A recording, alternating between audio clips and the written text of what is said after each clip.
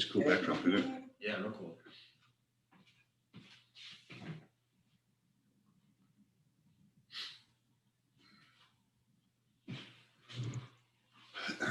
I say, excuse me, I'm gonna go potty. Careful. She give me that jug. I go, excuse me, guys. Anyhow, about warranty. All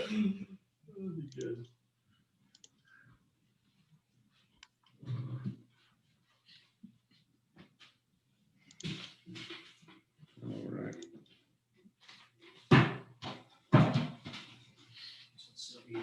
You'll have to set me up on that PowerPoint. Yeah.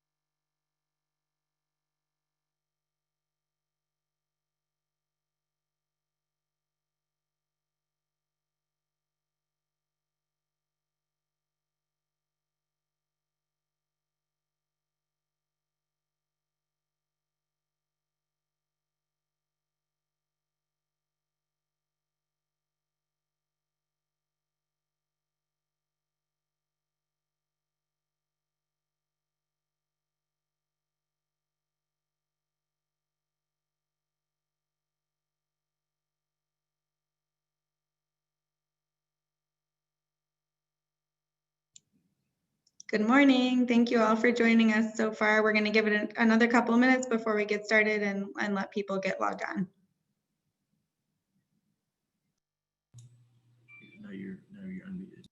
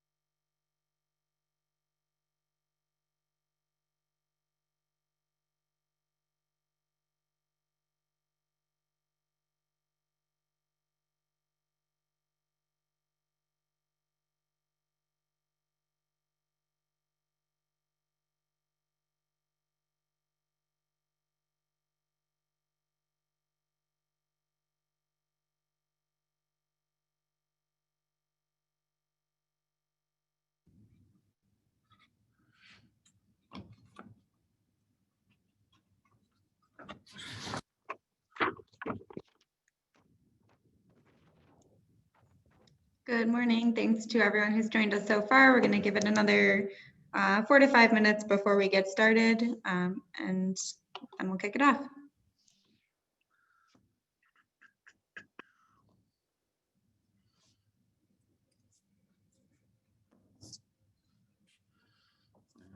Alex, can you hear me okay?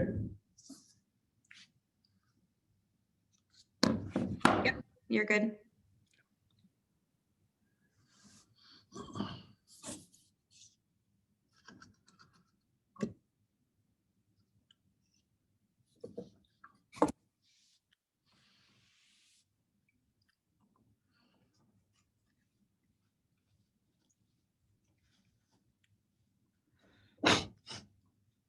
How you doing, Mike and Cliff? Morning, Tom. Morning. Hi, Alex.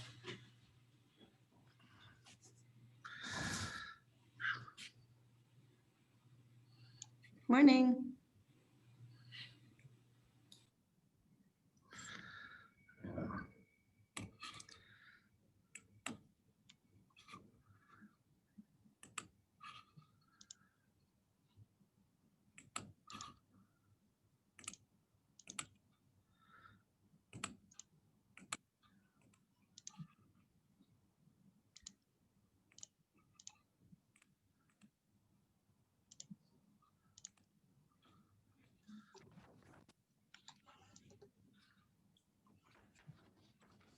All right, we'll give it about 2 more minutes and then we'll get started.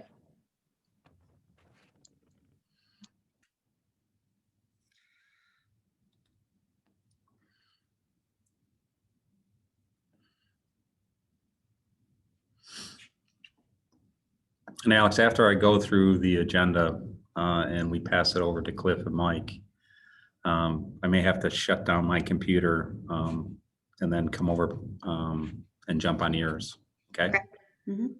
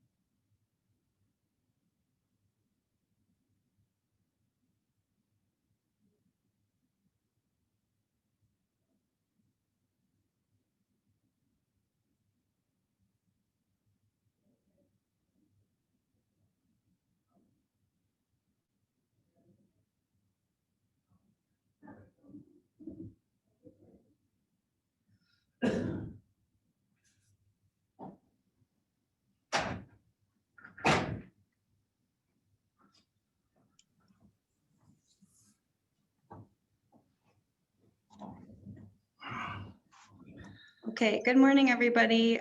We are going to get started. I'm going to turn it over to Tom in just a second, but as a few housekeeping items, please use the chat and the Q&A to ask your questions. We can ask throughout the presentation and I'll help facilitate that, and then we will have a Q&A, a short Q&A at the end. But right now I'm going to turn it over to the CEAC President, Tom Phillips. All right. Hello, everybody.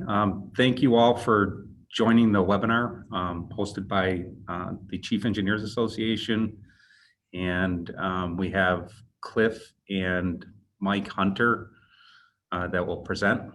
They're sponsoring today's webinar. So prior to handing it over to Cliff and to Mike, we actually have to do some a little bit of business. So normally what we do is we have our vote on our slate for the trustees. And so we're going to take care of that prior to the webinar, and it just takes a moment.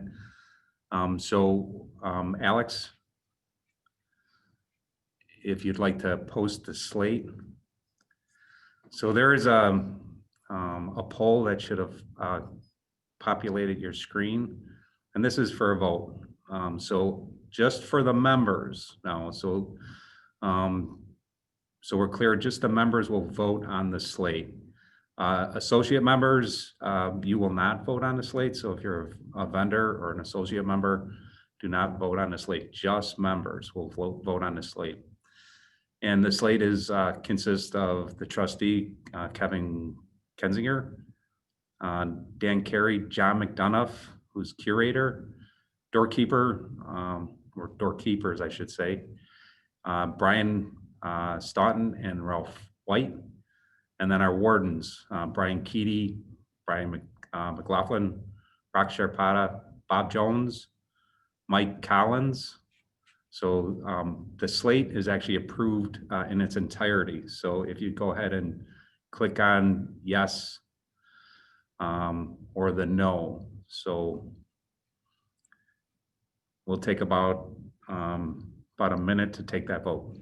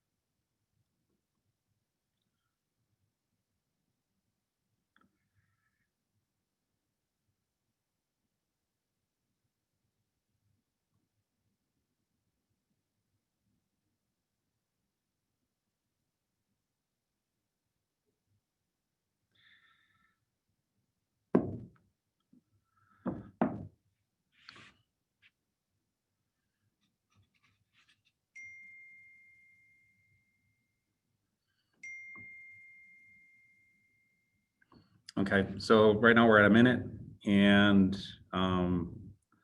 so 40 have completed the voting, and for yeses, we have 40 approved. For no, 0. So the slate for 2021 is passed. Thank you all for taking the time to vote. The next item that I'd like to talk about just briefly is the Cheers for Charity.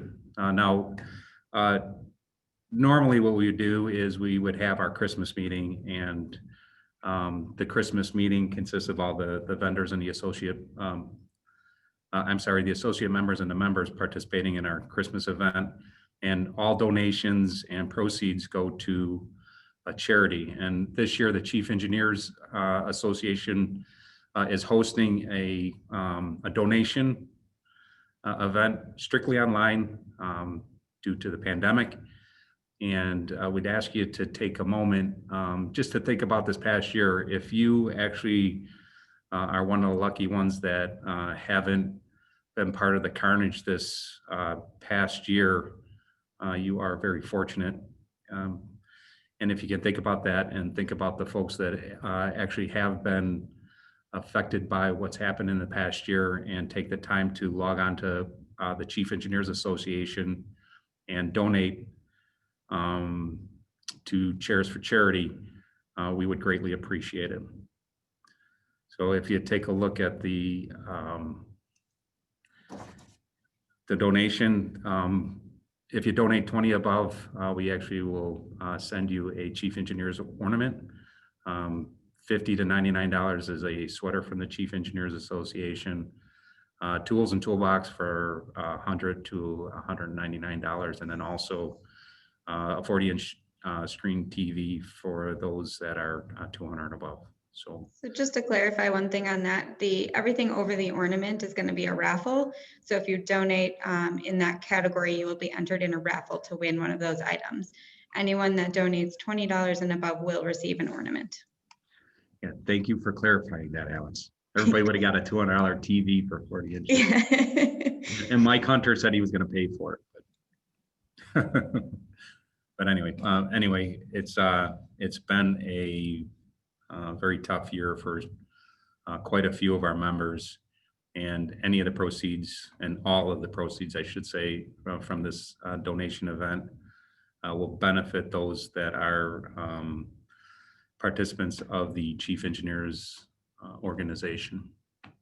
So, and actually take a close look. It's www.chiefengineer.org.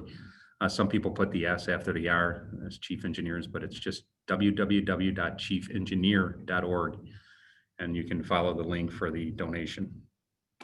Okay.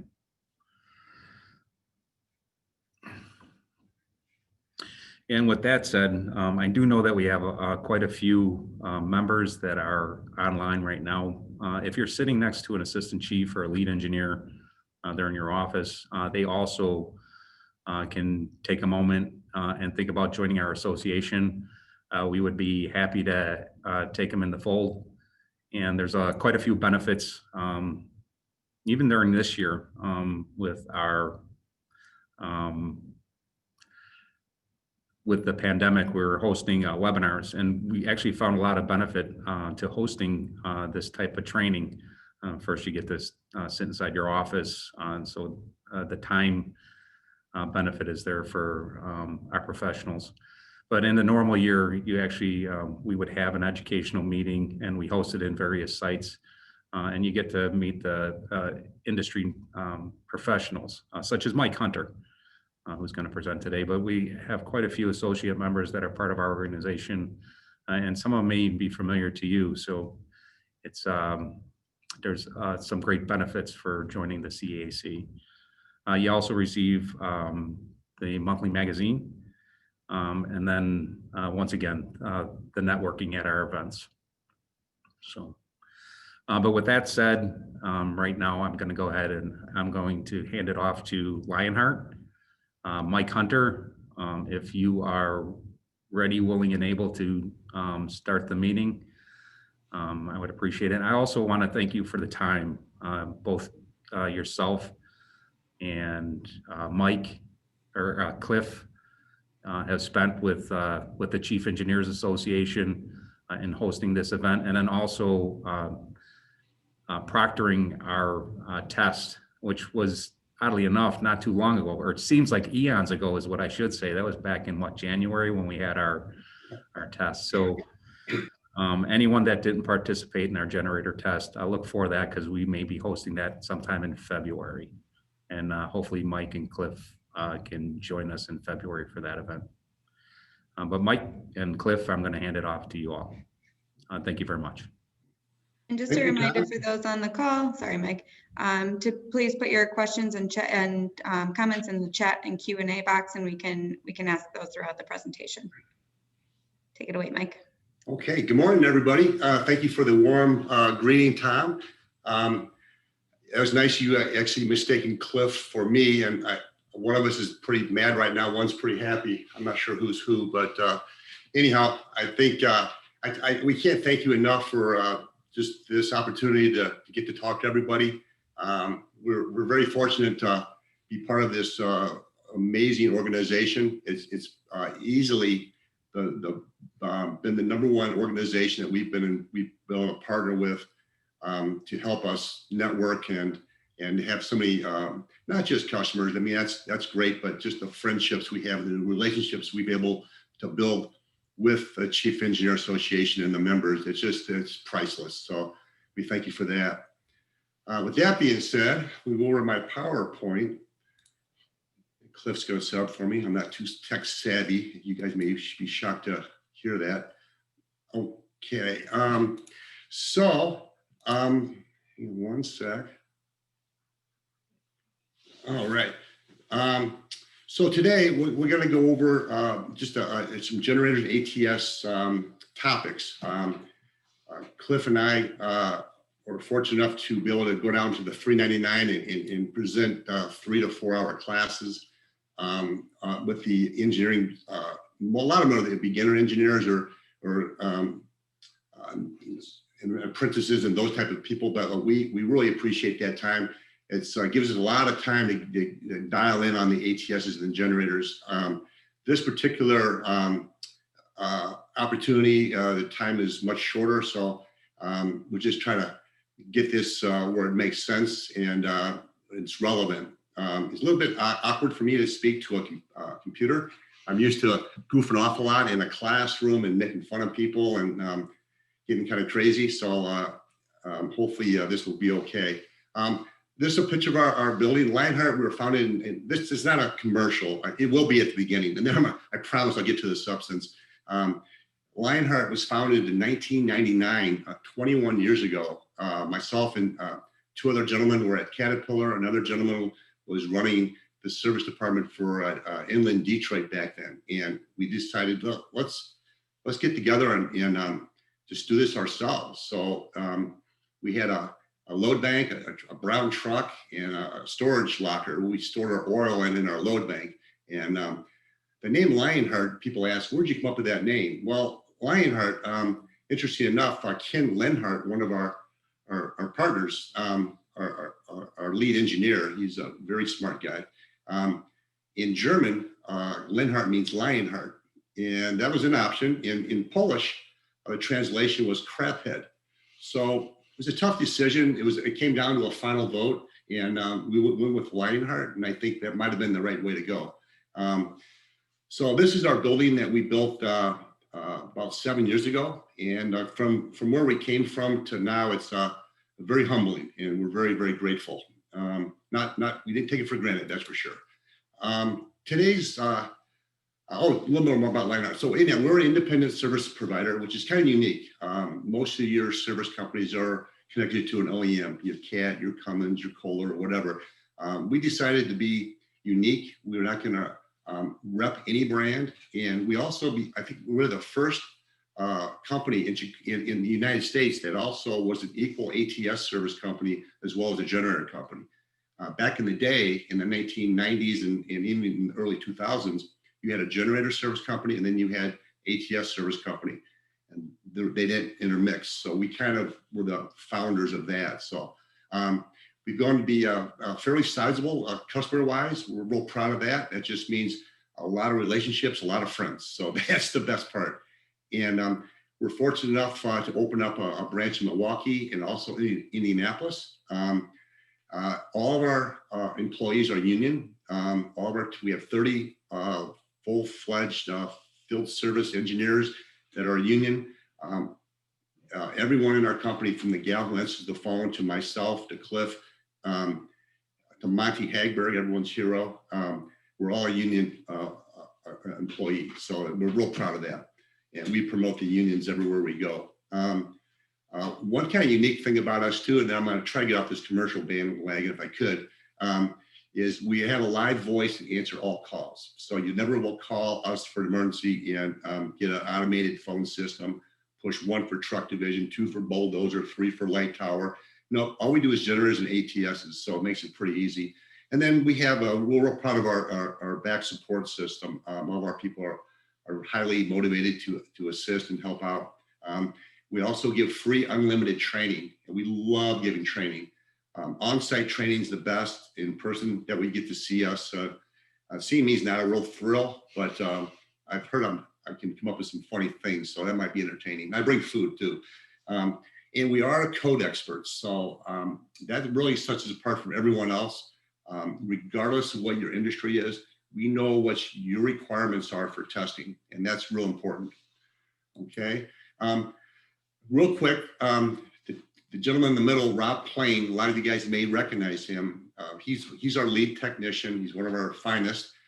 Back in 2019, he was actually the voted number one EXA, Electrical Generating System Association Technician of the Year Award winner. So it's a large national organization for generator companies. And it's quite a process to even get nominated to be considered for this award. And Rob won the award, so we're really proud of that. Cliff and I were not invited to the big gala. I'm not sure why, but no, we were. Myself, interesting, real quick.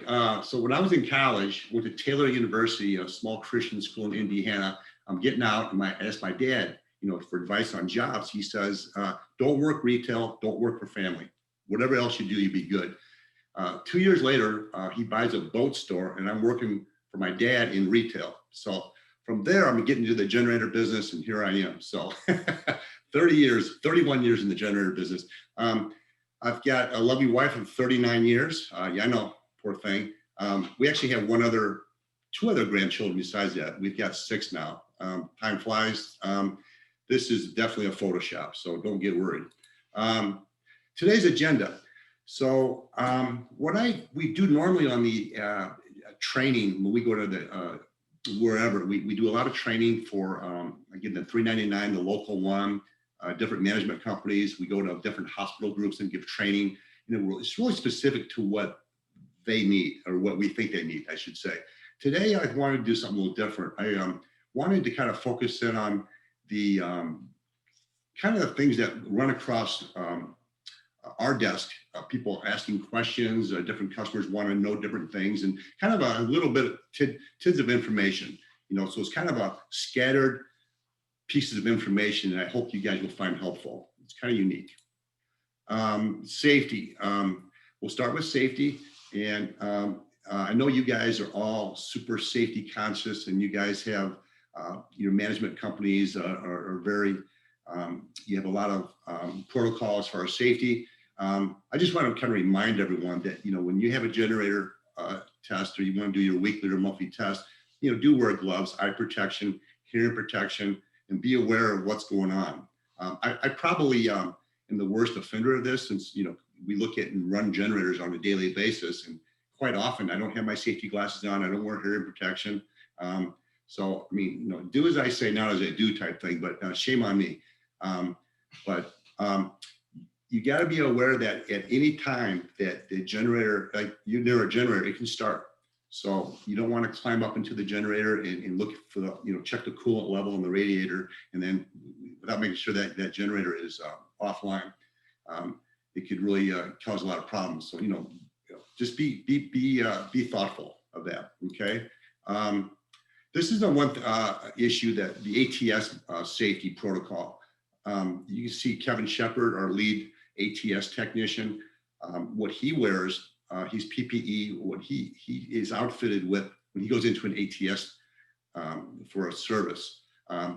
Now, I'm preaching to the choir here. I know you guys know this downtown, and you guys are professionals. The Chief Engineer Association is comprised of very professional, high-level engineers. Okay, so this is, you guys know this, but we deal with a lot of non-professional or not as professional of a group as you guys. We do with a lot of nursing homes, hotels across the area, not downtown, elsewhere, and they abuse the ATSs by ignorance. They put their owner's manuals in there, the spare keys in there.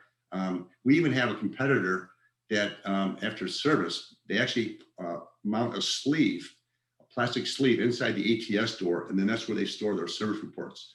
That's a true story. So again, real respectful, arc flash. You don't open those ATS doors unless you absolutely have to.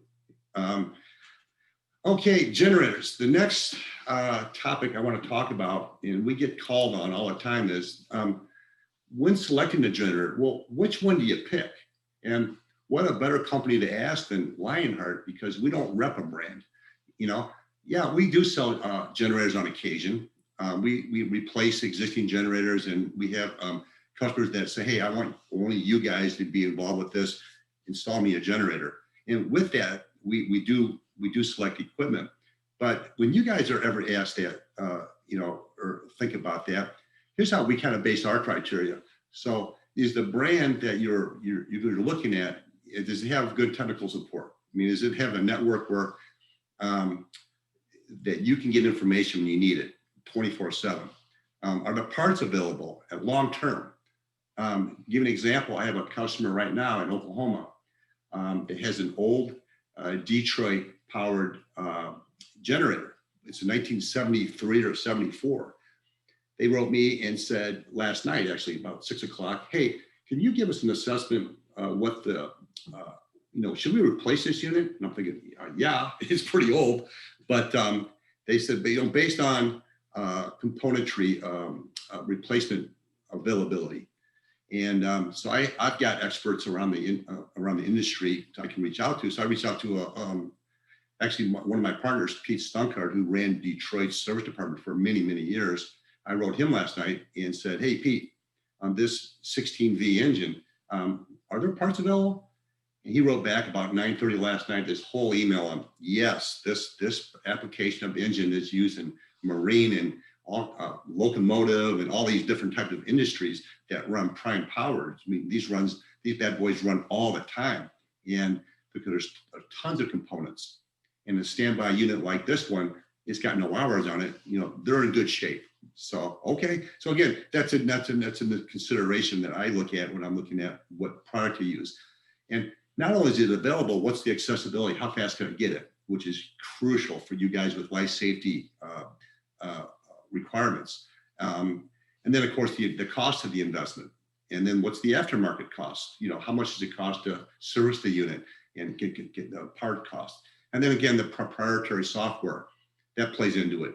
Is that OEM protect that proprietary software to the point where I'm stuck using them, even though they may not be the best option. So those are things that I like to consider before I select a product. So for Lionheart, for my country, I should say, my favorite product are the CAT, the MTUs, Cummins, and Kohler. Those are the four top. They all meet that same, the top criteria that I had just mentioned previous. Now, Caterpillar probably is the most expensive of the four, followed by MTU and Cummins and then Kohler. They're all kind of in the same price range, but all have amazing support, amazing part availability, and the accessibility is, you know, very, very fast. The one thing I don't like about the Caterpillar product as much is it's just expensive, you know. Then there are other brands like the Blue Star, your Gillette's, and there's other brands out there too that are not unheard of. You've never heard of those, I'm sure, but they're actually a real high quality product that these guys package up a real nice engine, maybe a John Deere engine with a Marathon alternator, a Bachelor controller. So they use real high level components. They package it up and sell it in a very reasonable price. So if it's a cost issue, we tend to go towards that Gillette or Blue Star. And then Catalite's kind of on that same line. Generac at the bottom. That's not by accident. Now we service probably more Generacs than any brand because there's so many of them out there. We service hundreds of them. It's actually a good product, so I'm not going to bash the product. But what I'm going to say is this: it's just not consistent. When you get a Caterpillar or a Cummins or a Kohler, you know what you're going to get. You know what the engine's going to be. You know what the alternator is going to be. With the Generac, the alternator is going to be a Generac, which is consistent. The engine is going to be whatever's on sale. So for a diesel engine, it could be a Daewoo, a Mitsubishi, a Perkins. I mean, you name it. Hino, all these off-brand engines that again, the parts are very expensive and they're not easy to get. So that's the problem with Generac. And then the aftermarket cost is outrageous. So they're the least expensive investment, but the most expensive aftermarket. So anyhow, just a little information that you guys might find useful. Next subject. This happens on a weekly basis. As you know, Lionheart, we're always making calls. Hey, can we do your service? We're interested in being your service partner. And we get a lot of people say, hey, absolutely. I've got some really good customer friends of mine that have new product, and they said, no, we're going to have the OEM service the unit, and then as soon as the warranty expires, then we'll let you have it. I'm like, okay. I'm not going to get combative. It's okay using the OEM. There's nothing wrong with it. Nothing wrong with it at all, except for it's not good for my business. So that's the only thing wrong with it. But what I always say is, not to argue or anything, but just fact is warranty and service are not related. They're not related in any way, shape, or form. Okay. It's 100% acceptable to have a non-OEM contractor perform your service. And you don't have to have a contractor perform your service. You can perform your own service. Back in the day, it was very common for a lot of sites to service their own generators. Loyola University Medical Center. It's Loyola Medical Center. When I was at Caterpillar for 10 years, we used to do their load banking, but they did all their own oil changes and all their maintenance. So, it's okay to do your own maintenance. It's just, not cost effective, and for someone to do it once a year when you can have an expert do it routinely. But what I'm saying is they're not related. we even do Lionheart. We do actually do, now we can't do an OEM startup. So we sell Kohler, we sell MTU, we sell other brands of equipment, the Cummins. We have the Cummins technician come in and do the actual startup of the engine and generator. They leave, and then we do the commissioning, the load bank testing, which is awesome. And that's the best case scenario because they're certifying that the generator is operational. We come in as your agent and certify that it's operational and it's appropriate for your environment. It's going to do what it's needed to be and what it's designed for. So that's a little bit, way different. And then training, we give training on all brand new equipment. So anyhow, OEM warranty, just real quick. It's a lot of times people don't know what's covered under warranty and what is warranty and when it starts and stops. If you have a new product that you think might be under warranty, just call, email, or text Cliff or I, and we'll send it to our parts guys, and within minutes, they'll send us the expiration date and what type of warranty you have and when it expires. So your typical generator OEM warranty ranges from 12 months to 24 months, okay? And that's from startup. Now, that means when the factory rep technician comes out and does a startup of the engine and generator, that's when your warranty clock starts. So if you have a building being built and the generator goes in and the unit starts up because it's got backing up life safety, even though a year and a half later, your building now becomes fully operational. You have tenants that are moving in and all that stuff. Well, your warranty doesn't start when the tenants move in. It started when the generator was started up. So oftentimes people think the warranty is longer than it really is. So again, let us know. We could check the dates on it real quick for you and make sure you're covered.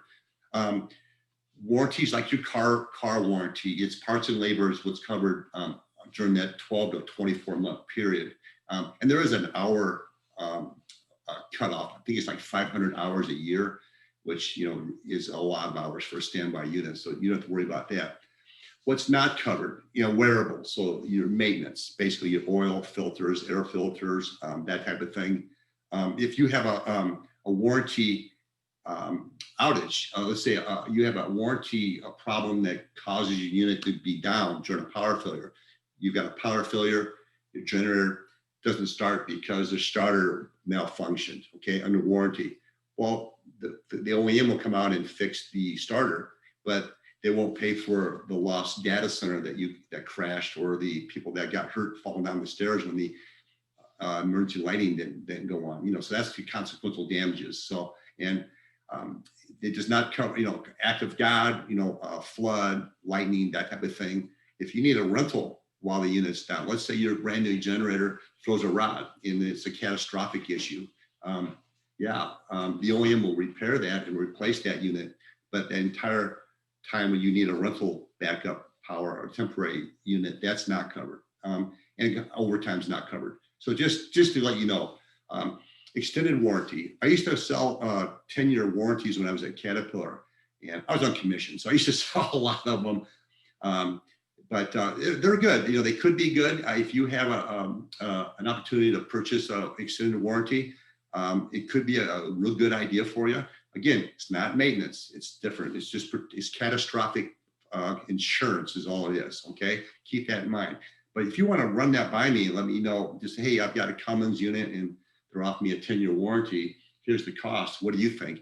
I'll look into it, and I've got the warranty statements from everyone, all the OEMs, and I read through them, and it's kind of what I do. I'm kind of a sick guy like that. And hey, Cliff's laughing. But I'll get you the information that makes sense and let you know if that cost is in line. Oh gosh, what else do we want to talk about? But maintenance and testing during a warranty period, that's the end user's responsibility. Okay, I'm beating that dead horse. Real quick, I'm just going to run through. I've got MTU Warranty Statement. It basically says that as long as the generator is installed and it's operating in the design it's supposed to, and that all the maintenance and testing is performed, and there's proof that that's being taken care of, and that the unit's being exercised. That's what constitute That's your responsibility. So it doesn't say anything about OEM coming in and doing anything. Okay, it's you. Caterpillar, the user responsibility, performance of required maintenance, using the proper oil, filters, and coolant, and replace items that are need to. So again, nothing to do with like, hey, you have to have a Caterpillar guy come in and do this, otherwise you're void of warranty. Generac's a little more subtle. They say, hey, it's recommended you use Just, but you can basically do the same thing. You make sure you have maintenance performed. Okay. Cummins, same thing.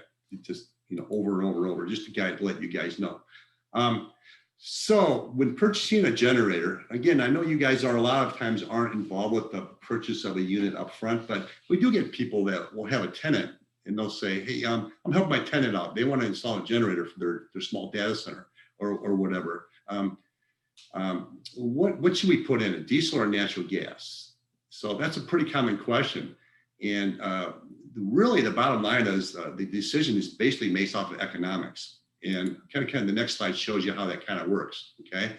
I've had people, Cliff has people, they'll call and say, hey, I want to put a natural gas generator in. And I go, well, what size? Oh, it's like a 600 kW. I'm like, okay. I'm going to guess you're going to put a diesel in. No. We've got gas power and we got just the site. We don't want to mess with that diesel fuel and all that. And I go, okay, well, you're going to put a diesel in regardless. I'm like, they don't understand. Then I show them the economics of it. So, for 100 kW generator, natural gas and diesel are pretty similar. A lot of times the natural gas units are a little less than a diesel because they don't have a fuel tank.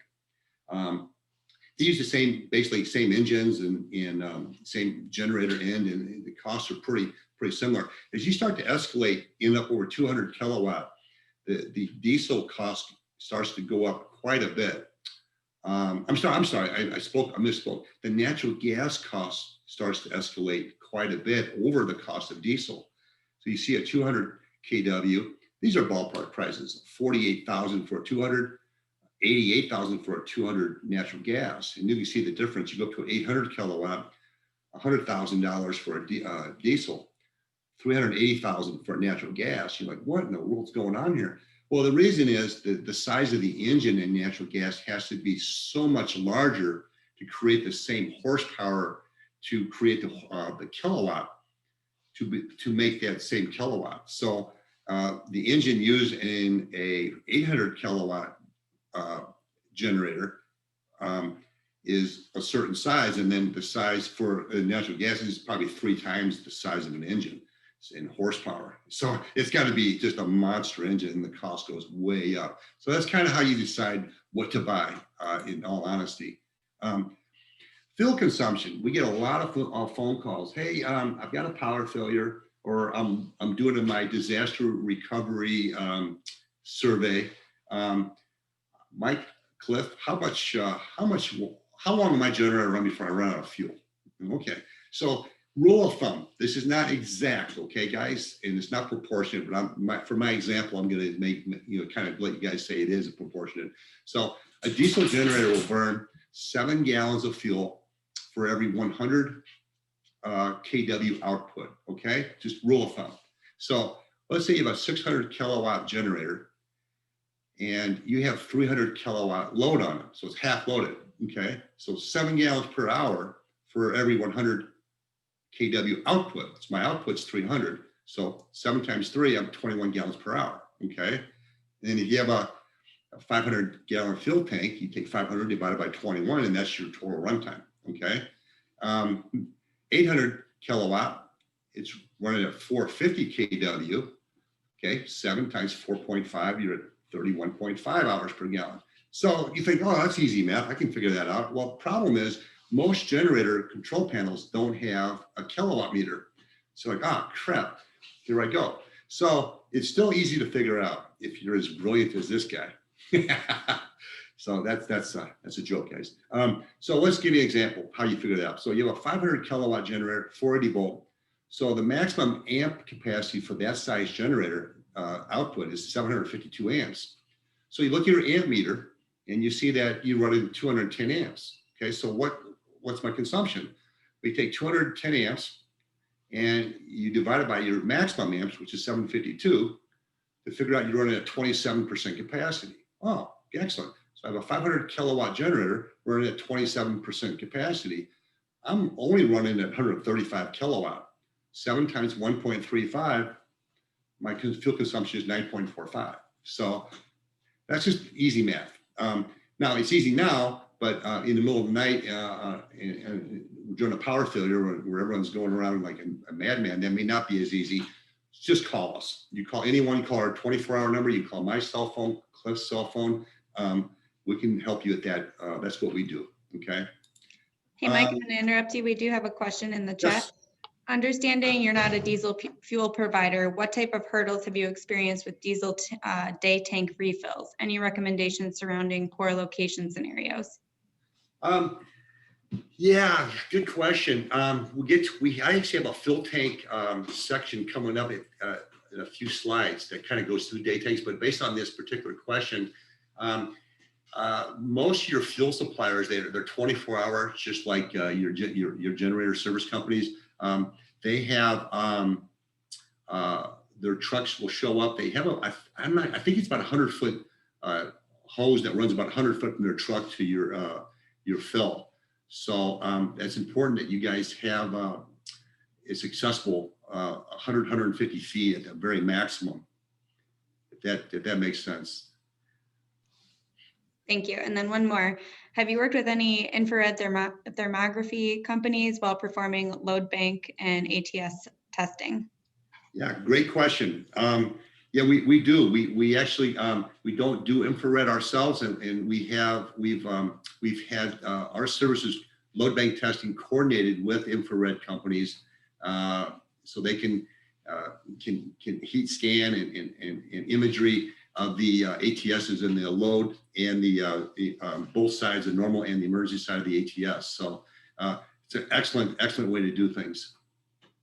I don't have any recommendations on what company to use. There's many that are very good, and I think there are a couple that are actually members of the associates of the Chief Engineer Association, which you guys probably already know. So Thank you. Thank you. Good questions. A lot harder than I was thinking they were going to be, but so wet stacking. This will go into generator load bank testing. So wet stacking. If you guys come into your generator room, you see you think you've got a big bad oil leak. I've seen some brand new Caterpillars, a hospital out in Plainfield that called me up one day, brand new cat, just like maybe 12 years ago, and they're freaking out. Mike, I've got a brand new cat, and it's got oil leaking everywhere. I show up and it's just got this tar running down the side of the block, and basically it's just wet stacking. The unit's not running under enough load, so the unit's wet stack. So to overcome wet stacking, you load bank test.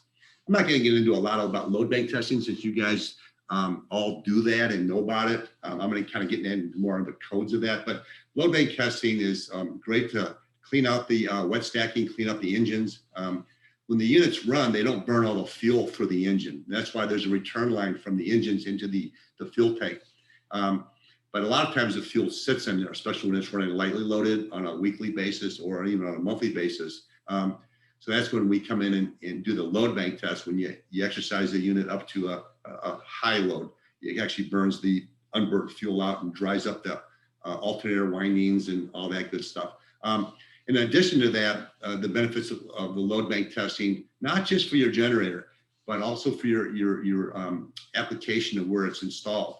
I've had many, well, I should say many, a few sites, examples where a generator, we've been out on a load bank test in the middle of summertime in August, in a really hot, dry August. And the exhaust on the generator from load bank, load bank that thing, close to 100% load.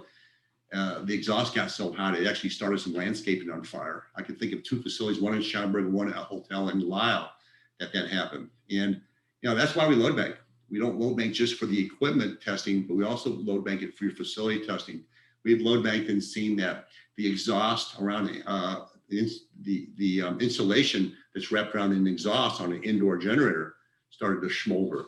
And it turns out that the contractor would actually, not the generator contractor, but whoever installed the exhaust, wrapped the exhaust with wood and then they wrap the insulation around it. So obviously the wood caught on fire, and but that's why you load bank, just besides the benefit of the equipment. Okay. Laboratory analysis, oil, coolant, and fuel. Very important. I know Caterpillar is real good about that. They've promoted that since I've been there. I started there in 1990, and so it kind of got me conditioned to be that same way. It's very important that that you guys during your annual service have your oil and coolant for sure. Fuel optional, depends on your location of your fuel tank. If it's a below ground fuel tank, absolutely, I would get one. But above ground in a dry environment, maybe you don't need one. But oil sample, again, it's like going to the doctor, and if you go to a doctor for a physical and he doesn't take a urine sample, I know Cliff's doctors told Cliff that every time he comes in, they don't want to see his urine. That's for other issues. I don't want to get involved in that right now. But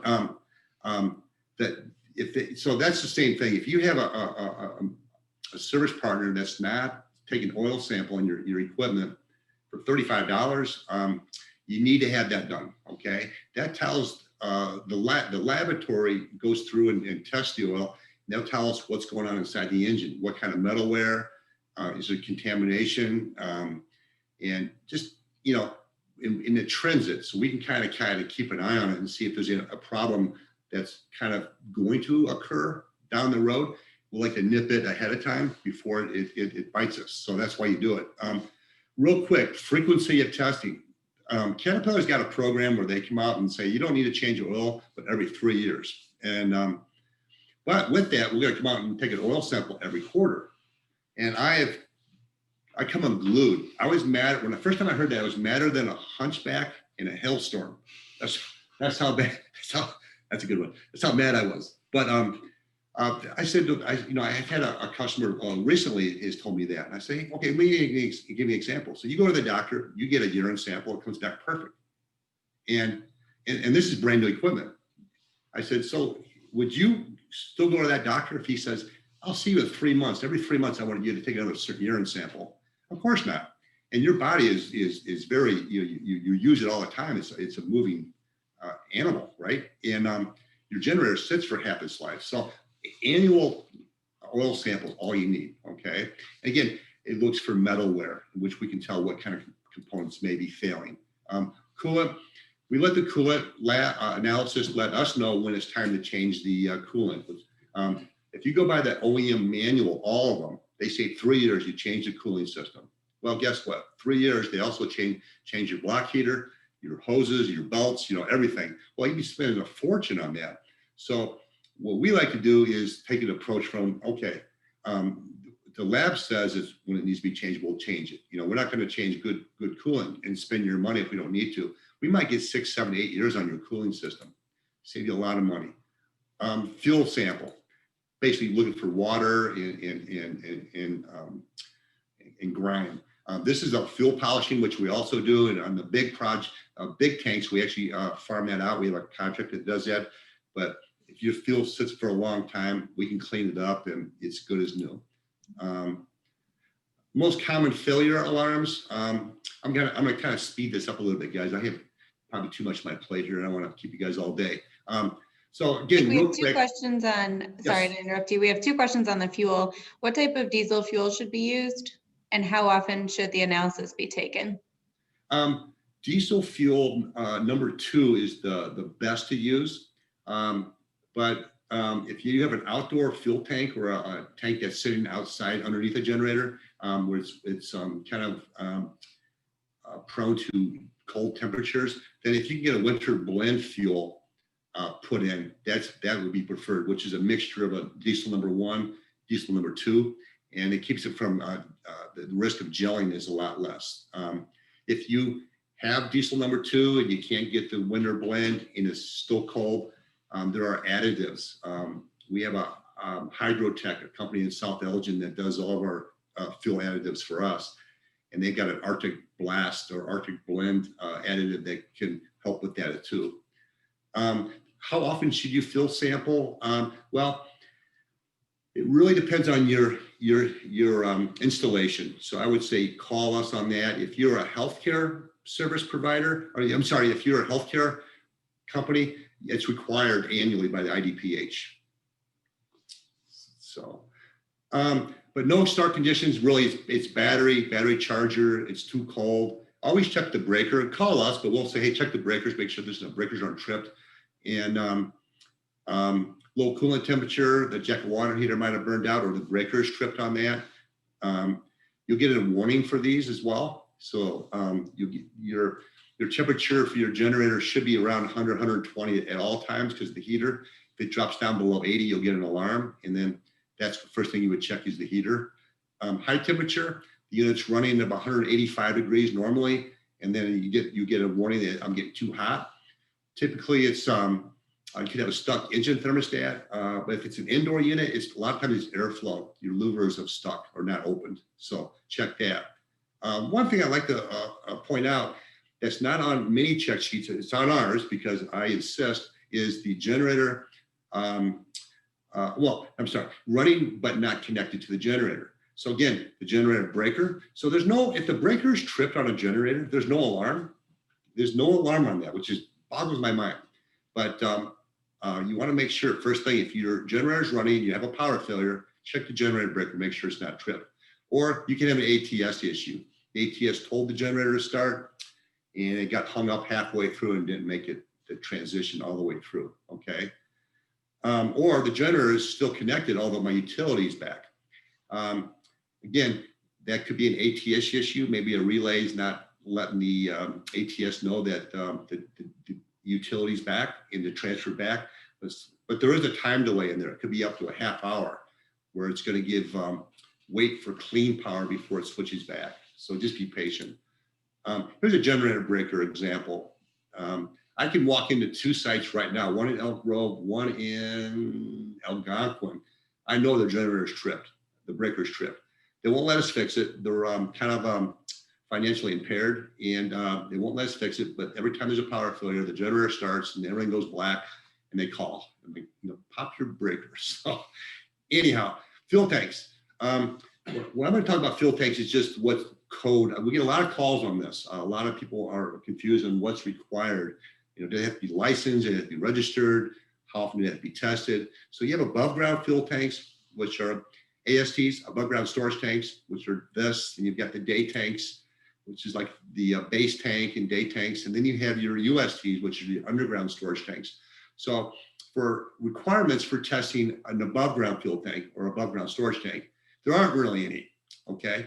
It's recommended you on the end user, when you do your monthlies, that you check the tanks, make sure that they're decent, the fuel lines are good, make sure that the valve for incoming and return are open. There are no annual certifications required. On occasion, you'll have your insurance provider will ask for an annual inspection report. I've got maybe 5 or 6 sites that require that, and it's a separate form we use for them, but that's not normal.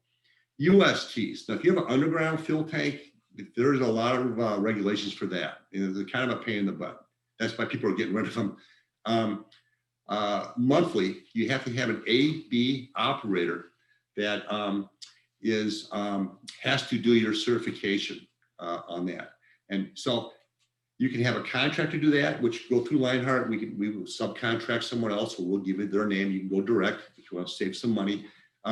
If you want to do it yourself, that's not a problem. I've got a lot of customers, large data centers with a lot of equipment. They'll say, hey, Mike, I want to get certified. My guy's IB operator is certified. So I'll hook them up with the company, and there's a small fee, but they'll go ahead and get everyone set up, and it's all online. It's an online class. They don't get set up. And then annually, you have to have a certified contractor to come out and do leak detection certification, EPA walkthrough, a line test, and leak detection verification. And then every 3 years, there's another set of requirements that's required, okay? And that's all by the fire marshal, and it's very regulated. So any question on that, call me or Cliff. That's what we do. One other thing with the diesel fuel on indoor applications, when there's an FM Global insurance audit, and I probably get a call every 2 weeks on this. Hey, Mike, I have insurance write-up, and their recommendations, by the way, I don't think it's required, but I think to get your best insurance rates, you probably want to do what they say. But they want still braided hoses from the fuel lines, from your day tank incoming and return. They want that steel braided. They want a temperature actuated fuel shutoff valve, which is a fusible link that sits in the engine room, and that's between your day tank and the engine. And so if there's a fire or excessive heat, there's a fusible link that will melt and slam the fuel supply shut. And then sometimes they'll ask for a floor leak detection, which there's a couple of different ways we do that, a couple of different products we use for that. And then I've seen some that want the generator room diking, which you can see in this picture. You seal off a dike.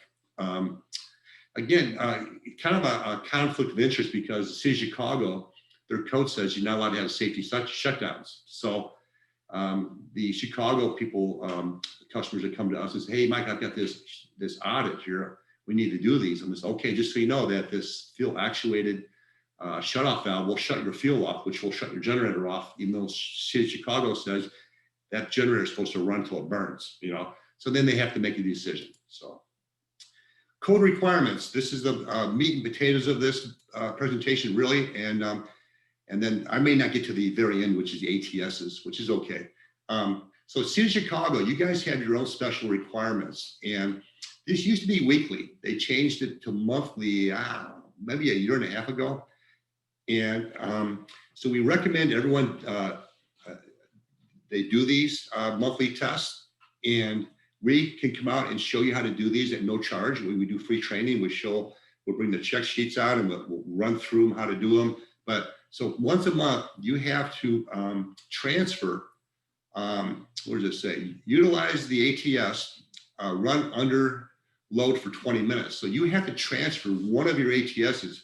Doesn't have to be all of them. You don't have to rotate them. You can pick the least invasive switch, a life safety switch, and you use that switch every month if you want. You have to initiate the test manually, not by an exercise timer. You have to push the button, hold it in, or however you initiate your switch. We can show you how to operate your switch too. And that time delay from when you initiate that test to when it transfers, boom, to emergency, that's got to be logged.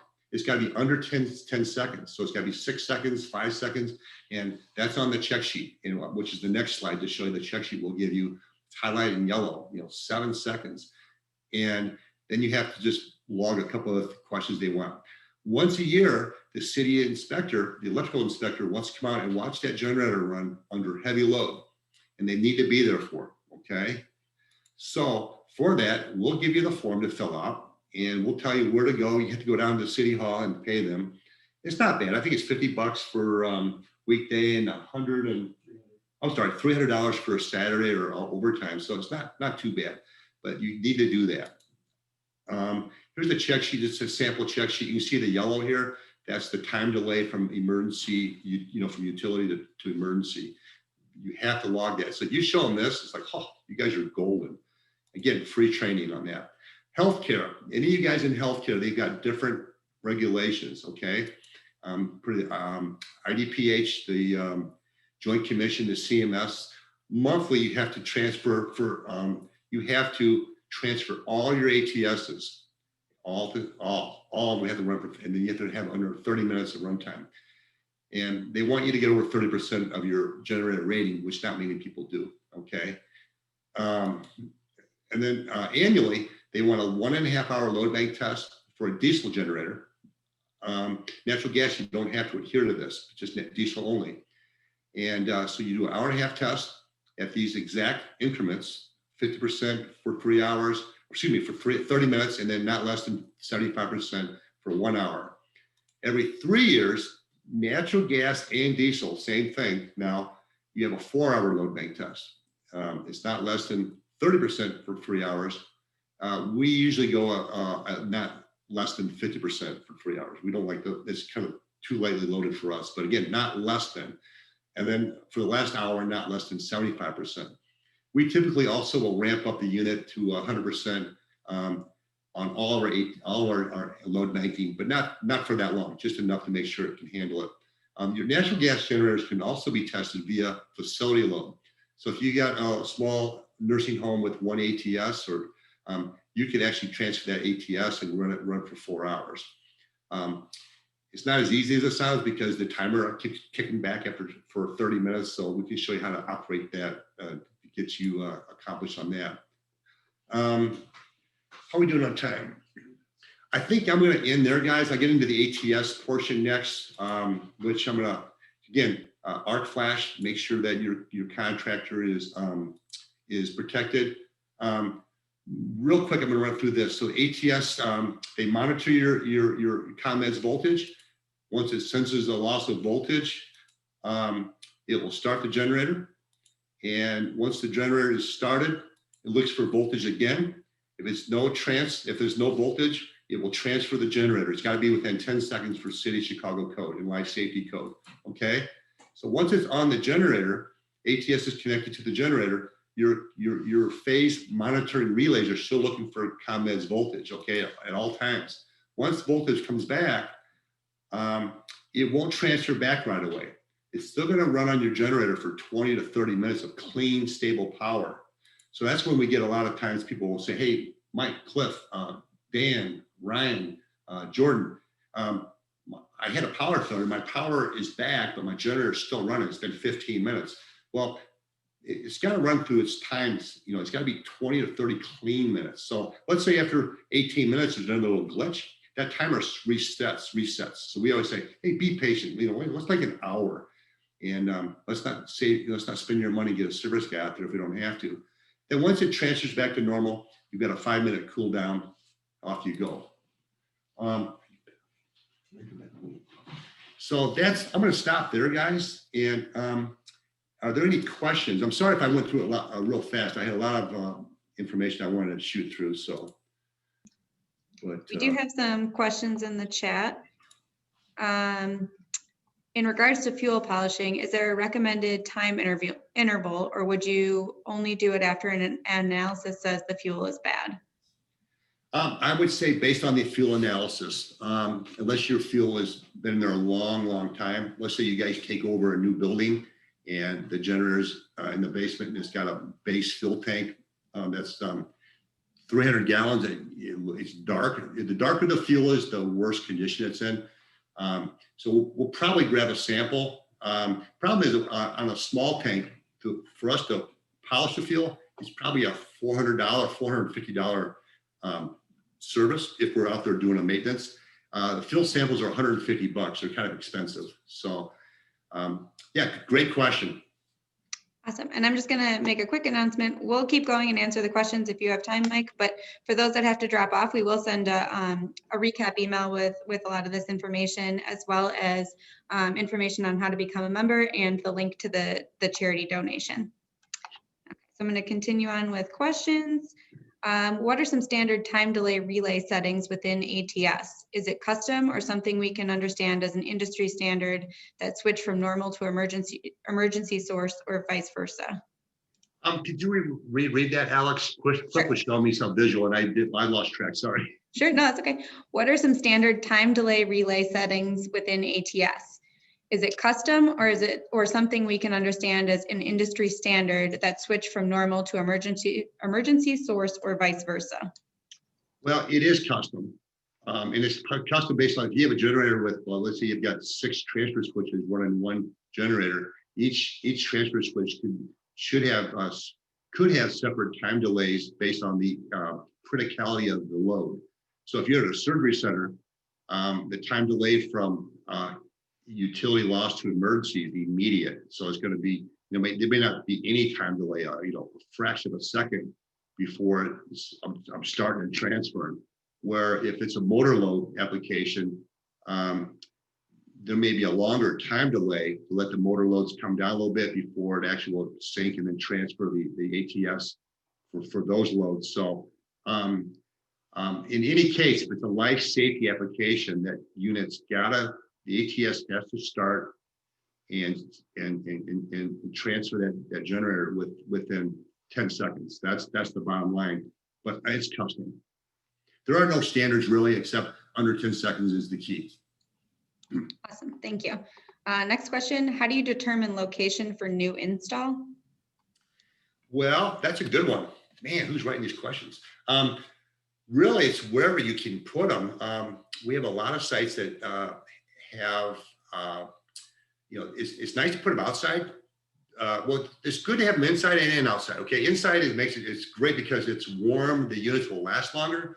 They're not being beat up by the environment. They're more reliable since you don't have them any extremities as far as temperature goes, and they're cleaner.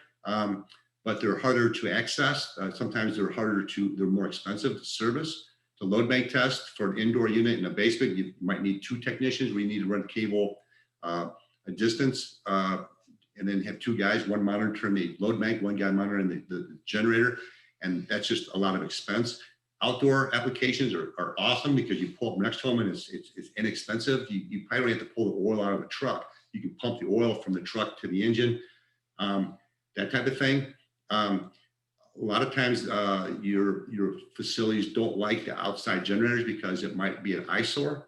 I've been called that many times, I guess, too, but I still show up. But so it's just really, you may not have space outside. So then you've got to, I've seen they're on the roof, they're put everywhere. So just every application is going to be specific, custom. Great, thank you. And are generator operation and maintenance manuals required to be on site? Excellent question. I was hoping I should actually put that in my presentation. I'm glad that somebody asked that. They're not required to be on site, but I highly encouraged. You should have your owner's operation and maintenance manuals in a binder, either in the engineering room or in the generator room. Okay. I see them, and we see them all the time. I'll go out to a generator outdoor and open the door, and there they are, still in the plastic wrap underneath the generator, underneath the radiator, all wet and yucky and stuff like that. So yeah, you should have that. And by the way, if you're in the IDPH healthcare, IDPH Joint Commission or CMS regulated, that's a requirement. You have to have that. And so if you guys don't have a manual and want that, call, email, whatever, myself or Cliff or Dan or Jordan or Ryan, and we'll get you those. That's what we do. We'll take care of that for you. Awesome. And then we have a congratulations to you and Lionheart on being a finalist for the BOMA Gold Circle Affiliate of the Year Award. That's awesome. Wow, thank you. I was driving on vacation to Tennessee, and I got a phone call that I was even being, Lionheart and myself was being nominated, and I was stunned, absolutely stunned. So honestly, guys, I don't know if you realize, the American dream that Lionheart is. We're not a big corporation. We're not this big old fancy guys. We're 4 guys that started up from some guy's garage, and the American dream. And we just love people. We love generators and ATSs, and I just to spring forward 21 years, and then get Monty Hagberg, one of our lead family members. We don't have employees. We have family members.